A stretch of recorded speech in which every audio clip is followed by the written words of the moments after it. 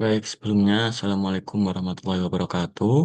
Perkenalkan, saya Wahyu Galaksono dari kelas C dengan NIM A01236068. Di sini saya akan mempresentasikan tentang tugas mata kuliah dari metodologi penelitian.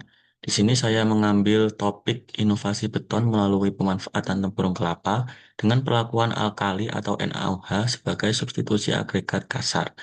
Untuk dosen pengampunya sendiri adalah Bapak Dr. Kukuh Kurniawan, DS, STM.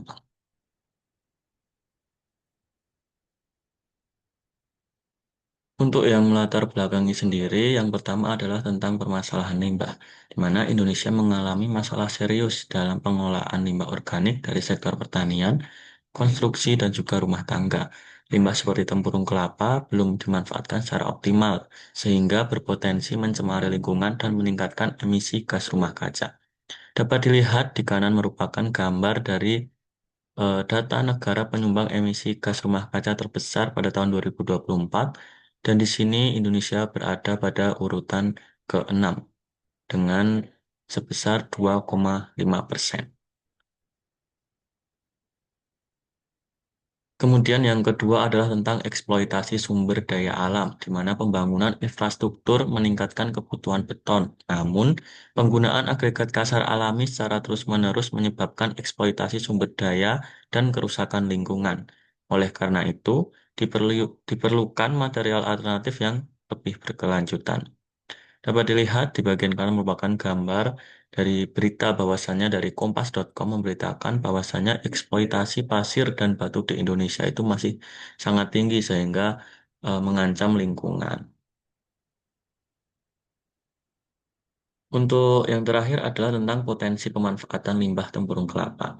Limbah tempurung kelapa berpotensi sebagai pengganti agregat kasar karena ringan, kemudian keras, dan juga melimpah. Namun daya serap airnya itu sangat tinggi dan ikatannya lemah dengan pasta semen, yang dimana dapat menurunkan watekan pada beton, sehingga diperlukan perlakuan alkali atau NaOH untuk meningkatkan kinerjanya. Untuk rumusan masalahnya sendiri ada empat. Yang pertama, bagaimana pengaruh penggunaan tempurung kelapa sebagai substitusi agregat kasar terhadap sifat mekanik beton. Yang kedua, bagaimana pengaruh perlakuan alkali atau NaOH terhadap karakteristik tempurung kelapa sebagai agregat kasar dalam beton. Yang ketiga, apakah perlakuan alkali atau NaOH dapat meningkatkan kualitas ikatan antara tempurung kelapa dan pasta semen sehingga memperbaiki sifat mekanik beton. Yang terakhir yaitu berapa persentase optimal penggunaan tempurung kelapa yang telah diberikan perlakuan alkali sebagai substitusi agregat kasar untuk menghasilkan beton dengan kinerja yang baik. Untuk tujuannya sendiri juga ada empat. Yang pertama, menganalisis pengaruh penggunaan tempurung kelapa sebagai substitusi agregat kasar terhadap sifat mekanik beton. Yang kedua, mengetahui pengaruh perlakuan alkali atau NaOH terhadap karakteristik tempurung kelapa sebagai agregat kasar dalam beton. Yang ketiga, mengevaluasi kemampuan perlakuan alkali atau NaOH dalam meningkatkan kualitas ikatan antara tempurung kelapa dan pasta semen, sehingga dapat memperbaiki sifat mekanik beton. Dan yang terakhir, menentukan presentase optimal penggunaan tempurung kelapa yang telah diberi perlakuan alkali sebagai substitusi agregat kasar untuk menghasilkan beton dengan kinerja yang baik.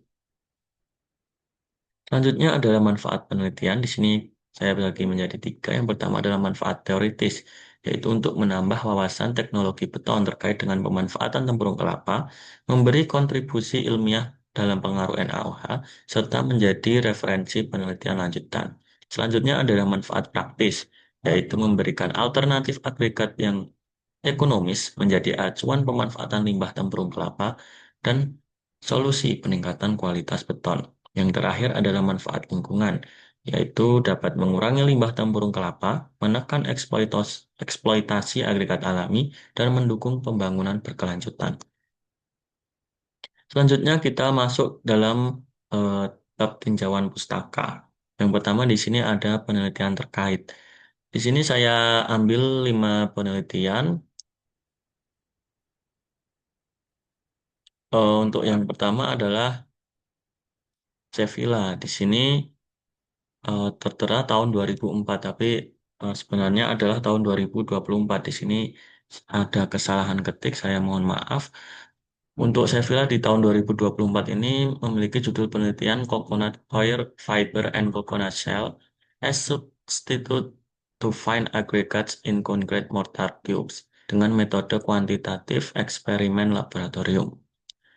Penelitian ini menggunakan serat cabut dan juga tempurung kelapa sebagai pengganti agregat halus pada mortar beton. Dilakukan pelakuan alkali atau NaOH pada material untuk meningkatkan sifatnya. Hasil menunjukkan bahwa perlakuan alkali mampu menguraikan lignin dan hemiselulosa serta meningkatkan durabilitas dan kualitas material. Untuk yang kedua adalah penelitian dari Lumbangaol dan Panjaitan pada tahun 2021. Untuk judul penelitiannya sendiri adalah pengaruh penggunaan limbah tempurung kelapa sebagai pengganti agregat kasar pada beton normal. Dengan metode kuantitatif, penelitian ini menggunakan tempurung kelapa sebagai substitusi agregat kasar dengan variasi 0 sampai 7,5%. Hasilnya menunjukkan bahwa semakin besar persentase tempurung kelapa, maka kuat tekan beton cenderung menurun. Yang ketiga adalah dari terang tahun 2025 dengan judul penelitian pemanfaatan limbah tempurung kelapa sebagai substitusi agregat kasar pada beton dengan metode kuantitatif. Penelitian ini menguji pengaruh substitusi tempurung kelapa dengan kadar 0 sampai 12% terhadap kuat tekan beton dengan variasi faktor air semen. Hasil menunjukkan bahwa peningkatan kadar tempurung kelapa menyebabkan penurunan kuat tekan sehingga diperlukan perlakuan tambahan untuk meningkatkan kualitas beton. Yang keempat dari Irawan dan Katulistiani pada tahun 2021 dengan judul penelitian substitusi agregat kasar menggunakan pecahan tempurung kelapa pada campuran beton normal. Dengan metode kuantitatif, penelitian ini menggunakan tempurung kelapa sebagai pengganti agregat kasar dengan variasi 0 sampai 3%. Hasil menunjukkan bahwa variasi 10% memberikan kuat tekan optimal dan dapat meningkatkan kuat tekan serta kuat tarik tulang pada beton dibanding beton normal. Kemudian yang terakhir dari Swilawati dan Hadi pada tahun 2022 dengan judul penelitian pemanfaatan tempurung kelapa sebagai agregat kasar pada mix desain beton dengan melakukan metode kuantitatif eksperimen laboratorium. Penelitian ini menggunakan tempurung kelapa sebagai agregat kasar dengan variasi 25% dan 50%. Hasilnya menunjukkan bahwa penggunaan tempurung kelapa menyebabkan penurunan kuatan dibandingkan beton normal. Baik, selanjutnya kita akan masuk ke pengertian beton atau konkrit. Beton sendiri merupakan material yang diperoleh dari pencampuran semen pelan atau semen hidrolis lainnya, agregat halus, agregat kasar, dan air. Dengan atau tanpa bahan tambahan yang membentuk massa padat melalui proses hidrasi. Menurut SNI 2847 tahun 2019. Beton terbentuk melalui proses hidrasi, yaitu reaksi kimia antara semen dan air yang menyebabkan campuran yang awalnya plastis menjadi keras dan padat seiring waktu. Kemudian ada beton ramah lingkungan atau green concrete. Beton ramah lingkungan merupakan jenis beton yang dirancang untuk mengurangi dampak negatif terhadap lingkungan, baik dari segi bahan penyusun maupun proses produksinya. Beton ini umumnya memanfaatkan material alternatif seperti limbah atau bahan daur ulang. Untuk mencapai beton ramah lingkungan sendiri ada tiga hal. Yang pertama adalah pengurangan emisi gas rumah kaca, efisiensi energi dan material dasar, dan yang ketiga adalah penggunaan material buangan dengan konsep 3R, yaitu reduce, reuse, dan recycle. Untuk material penyusun beton sendiri di sini pertama ada semen, merupakan bahan yang umum digunakan pada beton. Secara mudahnya, kandungan semen ialah kapur, silika, dan alumina. Ketiga bahan tadi dicampur dan dibakar dengan suhu 1550 derajat Celcius dan menjadi klinker. Kemudian ada agregat halus. Agregat halus di sini merupakan pasir alam sebagai hasil disintegrasi alami batuan ataupun pasir yang dihasilkan oleh industri pemecah batu dan mempunyai ukuran butir lebih kecil dari 3/16 inci, inci atau 5 milimeter yang lolos saringan nomor 4. Dan ada agregat kasar. Berdasarkan SNI ke 03 28 2834 tahun 2000, SNI 032834-2000, agregat kasar didefinisikan sebagai butiran batuan yang tertahan pada saringan ukuran 4,75 mm yang berfungsi sebagai bahan pengisi utama dalam beton dan memberikan kontribusi terhadap kekuatan serta stabilitas beton.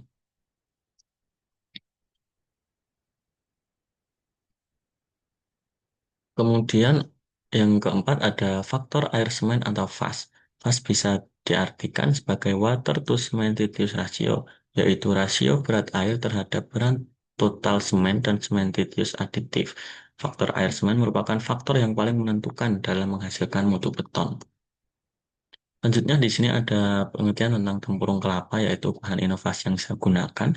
Tempurung kelapa adalah bagian keras dari buah kelapa yang terletak di bawah sabut yang mengandung selulosa, hemiselulosa, dan abu. Untuk meningkatkan kekuatan, daya tahan, dan mengurangi daya serap air yang tinggi, tempurung kelapa direndam dalam larutan alkali atau NaOH sebanyak 4% selama kurang lebih 2 jam. Di sini ada grafik produksi dari kelapa di Indonesia dari tahun 2014 sampai tahun 2023. Grafik menunjukkan penurunan produksi kelapa selama 2014 sampai 2020, kemudian pemulihan sejak tahun 2021. Meski ada fluktuasi, ketersediaannya tetap melimpah di antara 2,8 sampai 3 juta ton, mendukung potensi pemanfaatan tempurung kelapa dalam skala besar untuk inovasi beton. Kemudian di bawah ini merupakan gambar dari tempurung kelapa sebelum direndam NaOH dan setelah direndam NaOH. Selanjutnya ada super plasticizer. Menurut ASTM C494 dan British Standard 5075, super plasticizer adalah bahan kimia tambahan pengurang air yang sangat efektif. Penambahan SP memungkinkan adukan lebih encer atau faktor air semen lebih rendah sehingga dapat meningkatkan kuat tekan pada beton. Superplasticizer tipe F atau High Range Water Reducer merupakan bahan kimia yang berfungsi mengurangi air sampai 12% atau bahkan lebih. Berikut merupakan foto dari superplasticizer yaitu Sika Viscocrete 1003 yang merupakan salah satu jenis superplasticizer tipe F. Selanjutnya ada kuat tekan beton.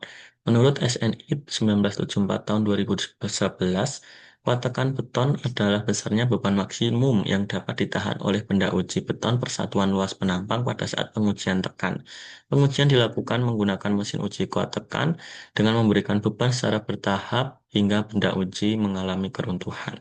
Untuk perhitungannya sendiri dinyatakan dengan persamaan Fc sama dengan P per A, di mana Fc merupakan kuat tekan beton dengan satuan MPa atau Newton per milimeter persegi, kemudian P merupakan beban maksimum dengan satuan Newton, dan A merupakan luas penampang benda uji dengan satuan milimeter persegi.